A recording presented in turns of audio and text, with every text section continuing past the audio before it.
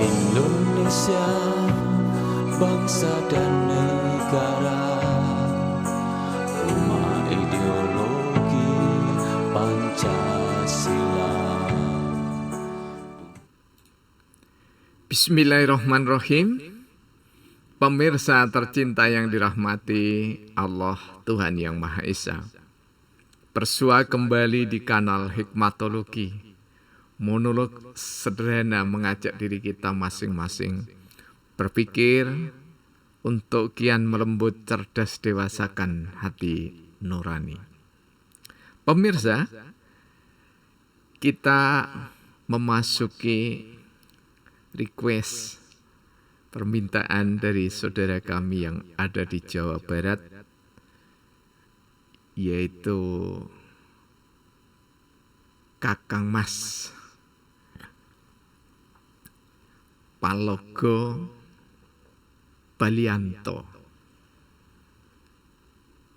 Haji Palogo Balianto, yakni meminta kami untuk menyampaikan tema yang berkaitan dengan malu. Izin. Apa sebenarnya yang terbersit di benak kita ketika kita berbicara malu? Teringat akan sabda baginda Rasulullah Muhammad sallallahu alaihi wasallam bahwa beliau diutus adalah untuk menyempurnakan akhlak manusia. Inamal bu'istu liutamima makarimal akhlak. Jika sesekali kami menyampaikan dalil Al-Quran maupun As-Sunnah, tidak berarti bahwa kami menjadi mufasir, menjadi muhadisin, tidak demikian. Namun kami sekedar mencoba untuk memahami apa yang dipesankan di dalam syariat maupun as-sunnah. Jadi persyaratan-persyaratan yang disampaikan oleh tokoh-tokoh muda dengan niscaya faham tentang tafsir berikut rangkaiannya, berpaham terhadap hadis berikut rangkaian keilmuannya, maka baru boleh berbicara agama. Bahkan untuk mengutip sepenggal ayat pun bagi mereka harus wajib untuk berguru dulu dengan mantik, nahwu, sorof, balaghah, mustalahul hadis, dan yang lainnya. Jadi seolah-olah kapling agama itu adalah hanya hak mutlak mereka yang dari pondok pesantren atau mereka yang betul-betul kuliahnya di fakultas syariah ataupun universitas yang berbasis agama. Nah, kami juga teringat akan sabdanya Rasulullah bahwa kita ini diminta untuk berpikir dengan hati. Istabti kolbaka, istabti kolbaka, istabti kolbaka, wa in aftauka. Hadis ini dari Imam Ahmad. Jadi ketika bertebaran, apalagi di era milenial ini, fatwa-fatwa mulai dari orang yang sangat muda belia, bahkan anak-anak, sampai dengan guru-guru kami yang memang benar-benar telah melampaui 2-3 zaman, semuanya kita dengar, tetapi kita juga memiliki wilayah kolbu kita masing-masing. Dalam kesempatan yang lain kami berbicara tentang the power of heart, kekuatan penggalih atau akal budi. Nah, kali ini kami akan menyampaikan tema yang ada kata malu, tetapi kami bingkai di dalam sabdana peraturan yang kelima, sabdana yang ke-14.506. Sungguh memalukan menebar tulisan beretika, perilakunya menista. Lebih memalukan sesama tokoh berdebat tentang agama, bicara melintas batas agama, ilmu pengetahuan tiada. Ilmu pengetahuan sekedar prasangka dipamerkan pada dunia. Merasa memiliki gelar tertinggi akademik, terlalu bangga, sangat berlebihan bangga pada diri dan kelompoknya. Semua ruang dunia ditempati dengan angkuh sombongnya. Kampung Celaket, Hadiningrat, Kota Malang, tanggal 1 Maret tahun 2022. Nah, pemirsa, apa yang kami sampaikan ini bertalian dengan maraknya pemberitaan, terutama di sosial media, di mana rasa malu itu seolah-olah sudah benar-benar lenyap, benar-benar tidak ada. Dan sebenarnya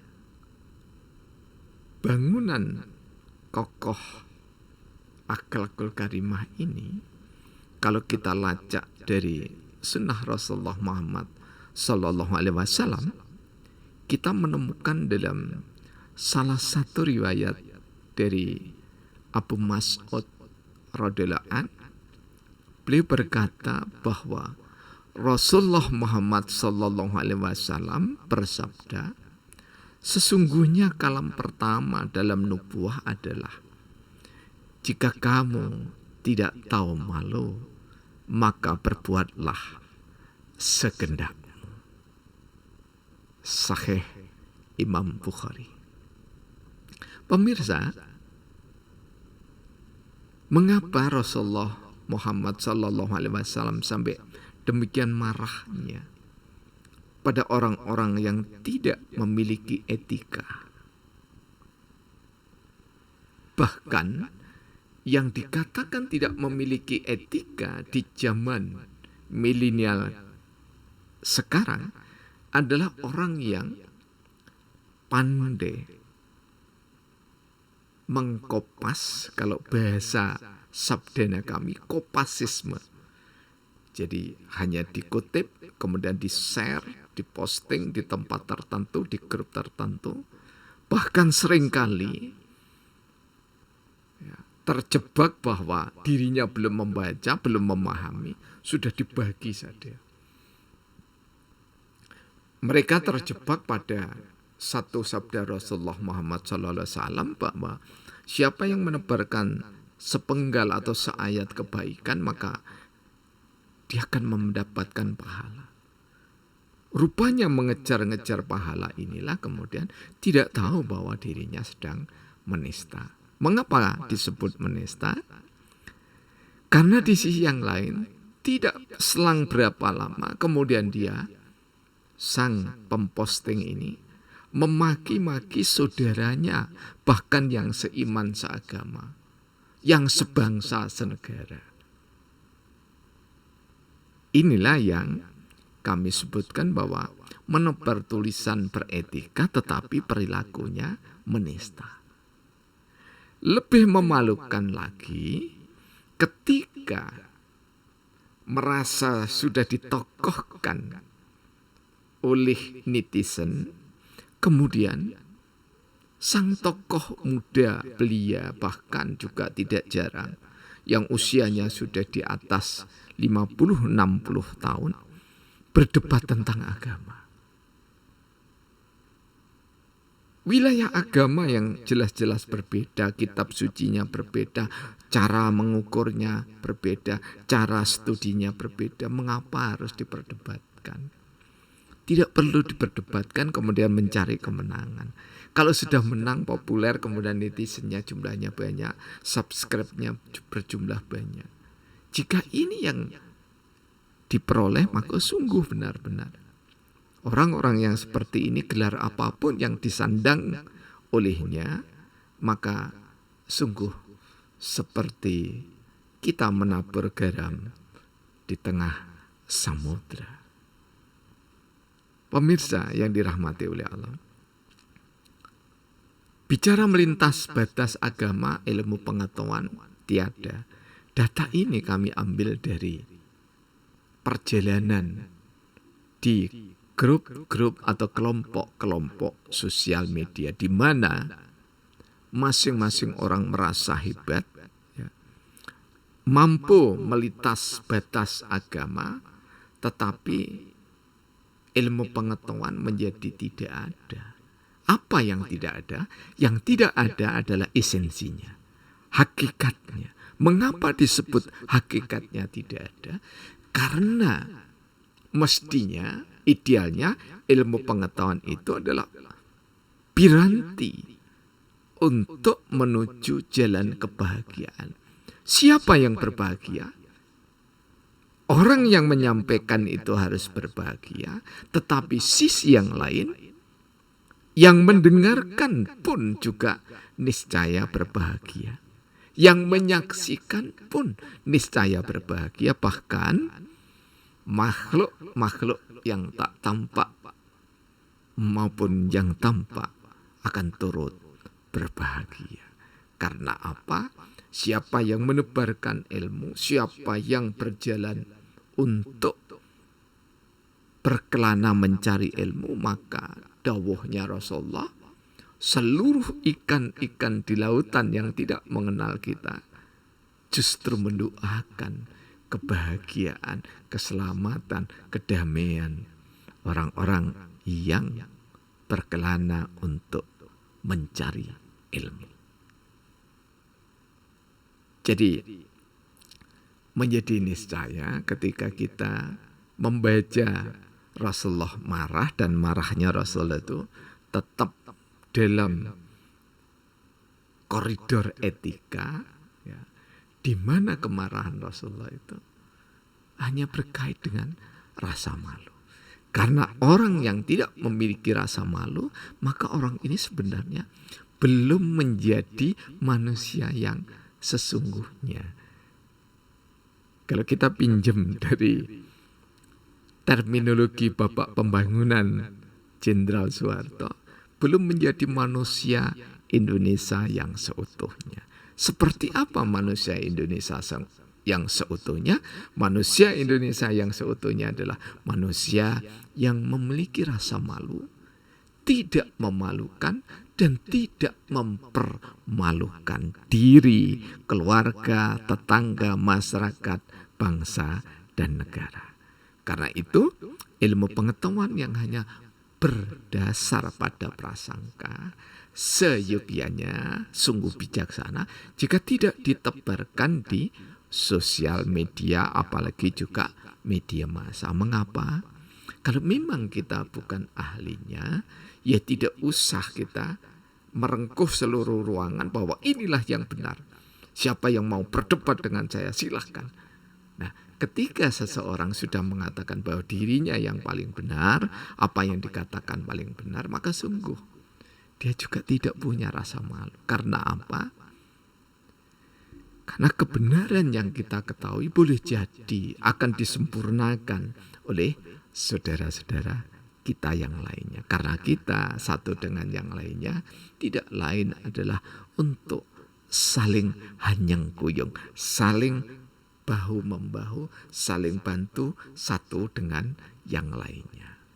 Jadi kalau ada yang mengatakan bahwa tidak ada manusia sempurna, ada. Karena memang kita diciptakan oleh Allah itu sempurna. Kesempurnaan manusia, kecuali Nabi dan Rasul yang maksum, ketika dia tersadar akan kekurangannya. Tapi juga sadar di taunya. Dia sadar apa yang diketahui, karena itu akan bicara apa yang diketahui. Tapi juga dia juga sadar apa yang tidak diketahui, maka dia tidak akan berbicara yang tidak diketahuinya. Pemirsa, sungguh malu ya memiliki gelar akademik tertinggi, yaitu selevel doktor atau PhD, Philosophy of Doctor, kemudian terlalu bangga.